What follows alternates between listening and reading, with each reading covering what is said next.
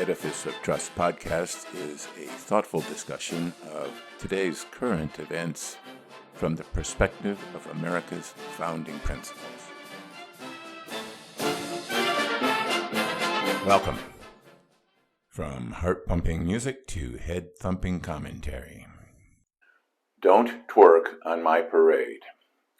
The currently small town of Taylor, Texas is in the middle of a real dust-up. Competing Christmas parades. The sponsor of the traditional Christmas parade is the Taylor Area Ministerial Alliance, or TAMA, a group of Christian ministers. It seems that last year a group called Taylor Pride entered a float in the parade that the ministers took askance. Apparently they didn't feel that twerking drag queens were very representative of the Christmas spirit that they hoped the parade would invoke. This year they changed the rules such that, quote, all entries must be consistent with traditional biblical and family values.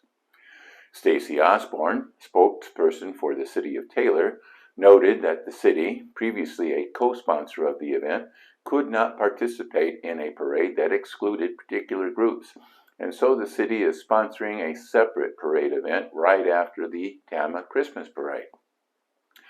I can understand why the city of Taylor would not want to sponsor a parade that excluded any group of citizens. There could be some legal consequences. But I can also understand why the Taylor area ministers would not want kindergartners and toddlers wondering what a twerking drag queen has to do with Christmas. They might turn to their parents and ask, "Mommy, is that one of Santa's elves?" What I can't understand is why Taylor Pride would want to have a float in a homey Christmas parade when there are lots of pride parades all over the state of Texas.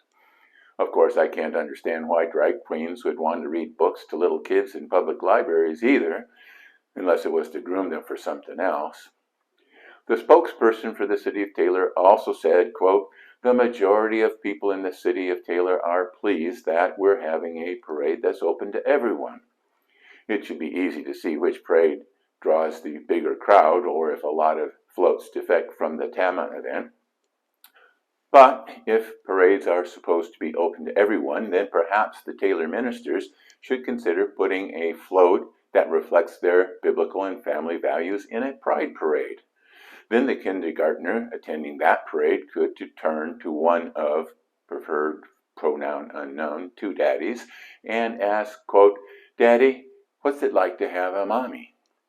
If a lot of family values organizations start having floats in pride parades, then perhaps the LGBTQ plus community will try and change the rules of their events.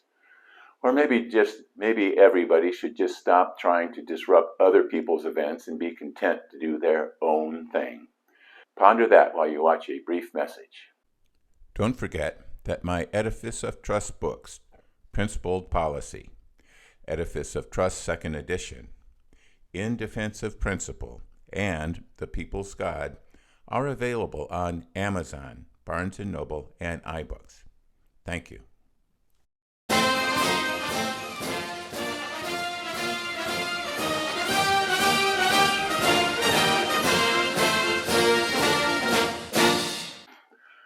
Welcome back. Poor little Taylor, Texas isn't going to be so little for very long. The Samsung Group recently announced that it will be building a new microchip fabrication plant in Taylor, and construction has already started. The $17 billion investment and 2,000 new employees will have an enormous impact on Taylor's 16,000 inhabitants. While there will be an employment boom for Taylorites, there must also be an influx of new residents with the skills needed to operate a fab of this size. Many will likely come from, California. And that may have an impact on the Taylor area minister's Christmas parade as well. Change is inevitable, and change is coming to Taylor, big time. But not all change is good, and the Taylor area ministers are correct in trying to preserve what they see as good. The Christianity that the Taylor area ministers seek to promote has lasted 2,000 years and has provided many benefits to humanity. The concept that we are all created in the image of God inevitably leads to the conclusion that we were all created equal and that nobody should be enslaved by another individual. The early abolitionists were all staunch Christians. The preservation of such a tradition should not be easily discarded. This is the essence of conservatism. Conservatives resist change because the current structures of our society work pretty well. But works pretty well only has utility if we all agree on what works pretty well means. There must be a cultural cohesion on the general direction of society.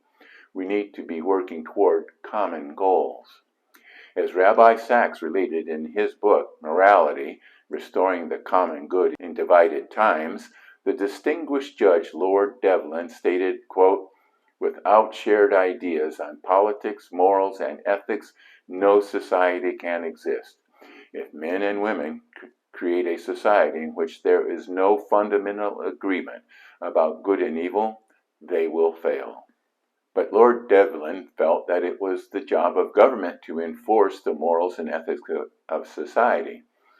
In a debate with Lord Devlin, Oxford professor H.L.A. Hart countered that although a society needs shared moral principles, individuals also need liberty to choose the direction of their life.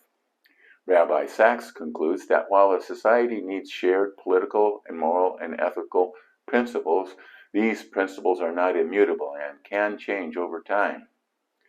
Homosexuality has existed throughout human history, and perhaps even before that, and has been deemed acceptable or unacceptable by various different cultures.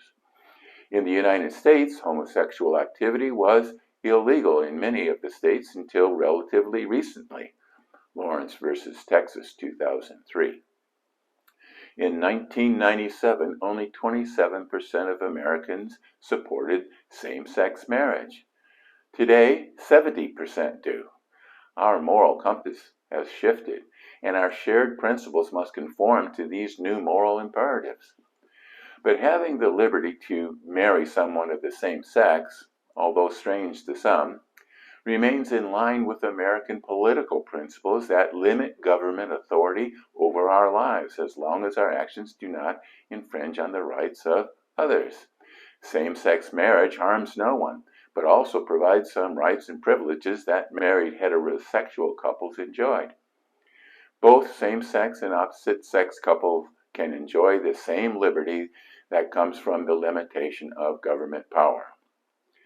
Other changes promoted by the LGBTQ+ community do infringe on the rights of others, such as forcing women's swim teams to allow biological males who claim to be transgender to be on the women's swim team and in the women's locker rooms.